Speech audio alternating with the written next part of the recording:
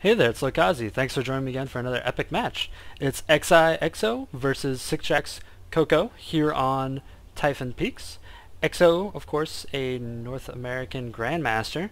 I cast him quite a lot if you look back through my other replays. Great player, member of the University of Houston CSL team, and currently a member of or 11, I guess I should say, Gaming. And here on the north position, northwest, as the red Terran, we have sixjaxCocoa, who is of course a member of sixjax Gaming, whose captain is Artosis, so pretty big there. He is also a Grandmaster, I think a little bit higher rated than EXO, at least at the time of this casting, I believe so. So, interesting game between top 100 in the North American server players. So really a lot of information to be gleaned in Protoss versus Terran here. So hopefully we all learn something. I haven't watched this cast all the way, or I haven't watched this replay past the first few seconds just to see who was in it and what type of positions they had and whether it'd be interesting or not. And it looked like it was going to be, so decided to cast it. Thank you, EXO, for shooting this over to me. Really appreciate it. All the University of Houston players do shoot me replays from time to time, and it's always really appreciated.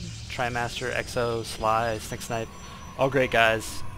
You should check them out. Check my other videos for replays of them, and favorite their videos so that way they can compete for who has the most favorites, because, you know, everyone likes to be the best, right? That's why we all compete. And here we have sixjax sending out his, or I guess I should call him Coco, sending out his SCV. In the meantime, EXO has shot himself across the map and is about to find, he guessed the direction right the first time, and is going to find Coco here at the northwest position. He sees all standard, no proxies or anything crazy like that. Sees the first rack smashing, starts his harassment there on that SCV, but not going to pick it off and it's going to run back. In the meantime, his gateway is finished. He is dropping his cybernetics core, all very standard play out of both players right now. Coco scouting, seeing nothing wonky, nothing crazy, no like 2-gate, I'm going to try and push up your ramp with Zeals and overwhelm you, nothing like that. And in the meantime, this first Zeal is rallied to that SCV. It really wants him out here as soon as possible, which is good. You want to deny as much scouting information as possible. And we have a second barracks and a tech lab going down. Extremely common in Terran versus Protoss for this to happen. You want a good backbone of barracks units to be able to fend off any type of 4-gate, as well as just going into the later game. The most common composition is of course Marauder, Medvac, Viking, probably versus Protoss. So just great to get that infrastructure down right off the bat.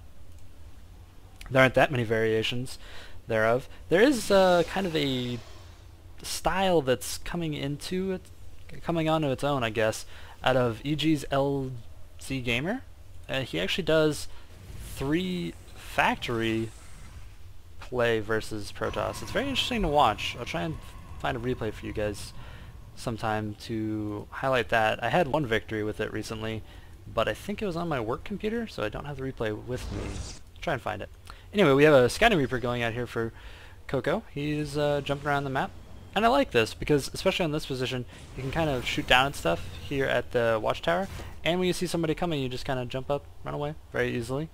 And just all in all, there's this back ledge back here. You know, if this pylon was already here. Though we did see that going down, I believe. That pylon wasn't there, you could really get some good information out of that. I'm getting a little bit of lag here. Apologize for that. And we have the third barracks going up. So this was a 2-rack expand, pretty common. EXO in the meantime was going for a 3-gate expand, though it's a very early 3-gate expand. He didn't, you know, get 5 sentries like you would versus a Zerg player before expanding, because you don't need it versus a Terran. And it'll be interesting to see what his first round of units is. 1 of each. So he's up to 2 of each, and he's going to put on this 3-gate pressure, which is what you do. When you're expanding, you put on the pressure behind it, or in front of it, I guess. In this case, behind it. He already dropped his expansion. And he's moving up with Guardian Shield. And Guardian of Shield, of course, reduces damage from Marines down to a tickle, actually, which, you know, works out well because sentries also tickle for damage. Now, these Zeals are going to go to work on these SCVs. All these SCVs tanking here. EXO killed a lot of units here with this 3-gate pressure, probably a little bit more than he should have. And he drops that very nice force field there to prevent the Marauder from chasing down this Stalker with slow. and picking it off. So that was really well done there. Let's see how many units are actually killed out of that. 9 workers killed by xiExO in that push. Very nicely done. So good exchange for him. If you look at the units lost, about even. We have the Reaper hopping up and down, taking out the detection there at the Zelnaga tower. And both players getting a little frisky there. We have the second orbital morphing, that one that's going to go out toward the expansion, there for xiExO. And Stim is researching right along. Now xiExO did kind of tickle that with his sentry, which I don't know if that was a good call, you know, because if he hadn't committed all those SCVs to it, xiExO that is, he maybe could have taken out the Tech Lab and delayed that Stim timing, which would have been a huge pickoff, but he didn't, so it didn't happen. And I think xiExO saw quite a lot of units up there, and he doesn't want to run all the way back in there and get overwhelmed by the reinforcements. He's just kind of, you know, jockeying for position here, getting ahead economically. That's really what he wants to do. He's ahead on supply. He's doing a really good job. He's keeping the Terran player inside his base, and he's expanded. Though the mules kind of double muling in your base really isn't that terrible. It's pretty common at this point in the game. At this time of the game, I guess I should say. xiExO picking up that third assimilator. And let's see what he has going on back here. Gateway, Forge, Twilight Council.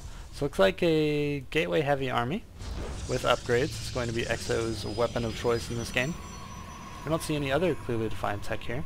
And in the meantime we see, you know, just straight Marine Marauder over here out of xiExO. And he is knocking down these back rocks, which in these positions, these back rocks are really powerful, but at the same time, I think I would have to say that they favor Protoss, especially in the early part of the game. And later with Colossus, unless you're going siege tank, again, I think that this back rock push definitely favors the Protoss. Now xiExO sees his back rocks getting worked on, and he's working in rounds of units to be ready to defend it.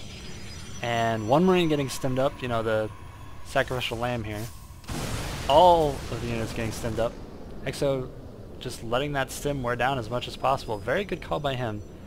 They do have a limited amount of life, and you can't stim infinitely without medvacs. So it looks like a reactor is being thrown down inside the base on this factory, which is not going to be for Hellions. I'm sure it's for the medvacs that are be coming out of the starport.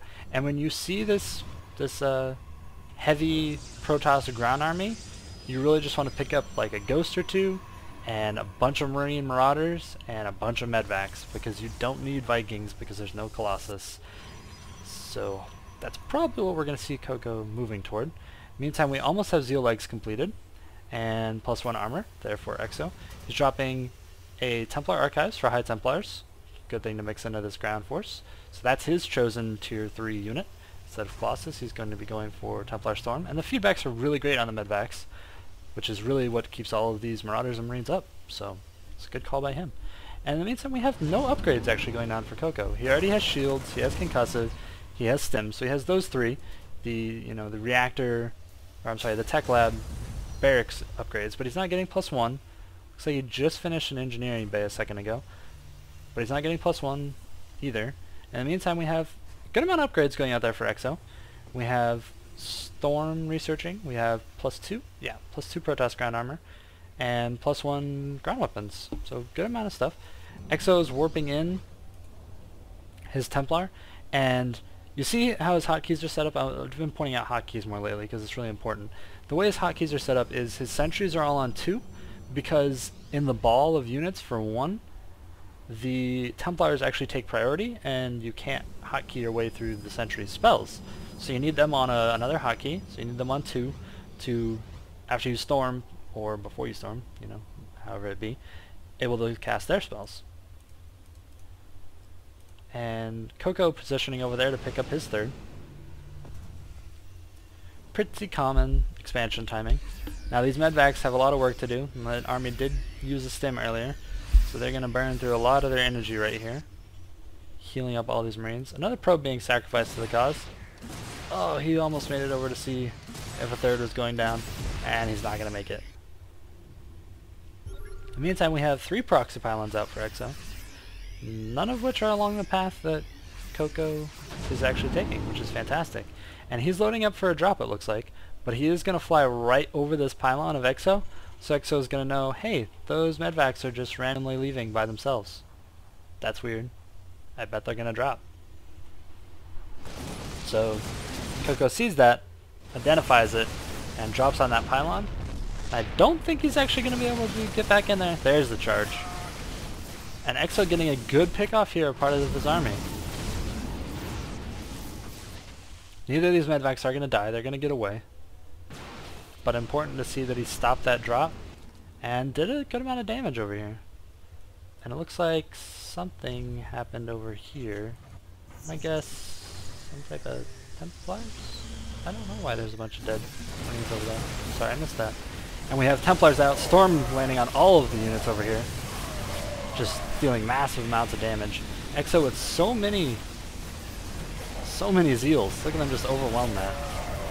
Very strong push out of xiExO here. He's morphing in those Templars into Archons that have already used up their Storms. A Ghost out, finally, but it's a little bit too late, I believe, as xiExO looks like he's going to swiftly carry the rest of this game. And this is how that Gateway army is meant to be played. Really high aggression there at the beginning. Straight into a good, solid, looks like 15-minute, good solid timing push. And we have sixjaxCocoa leaving the game. So here xiExO demonstrated a good Gateway army against a fantastic Terran player. So this is something that we can all look at and take something away from. A, boosting that armor. The armor is what keeps the Zeals alive. They have 3 armor right now. That means a Marine, which they only got up to +1, is only dealing 4 damage a shot. And that's out of Guardian Shields. Under Guardian Shields, they're actually dealing 2 damage a shot. And we saw the Terran player trying to harass here. He almost actually picked off this Nexus during the big battle up there with the 2 dropships, which is great. He almost picked that off. xiExO had his pylons positioned around the map, and he actually had a Templar sitting over here for a long time to be ready to feed back a medvac. So he had those in position to be ready for that drop play, which is what can really cripple a Protoss. If you move out with your army and your round of warp-ins is only like 5 to 8 units, and there's 2 dropships, really 2 dropships worth of Terran units can take out 8 warped-in units. Pretty much anything. It can kite it, can deal a lot of damage, which just looks like what it was doing over here until more units got warped in. But he, you know, I almost took that out. But he took into consideration all of the things that can take him out in this game, which is mostly just drops and ghosts. And he pushed right before the ghost finished, which is really important, and won the game. So there we had xiExO. Thank you again for sending this replay versus sixjaxCocoa. And if you liked it, subscribe, hit the like button. Let those guys from University of Houston compete for who can get the most likes. Thanks.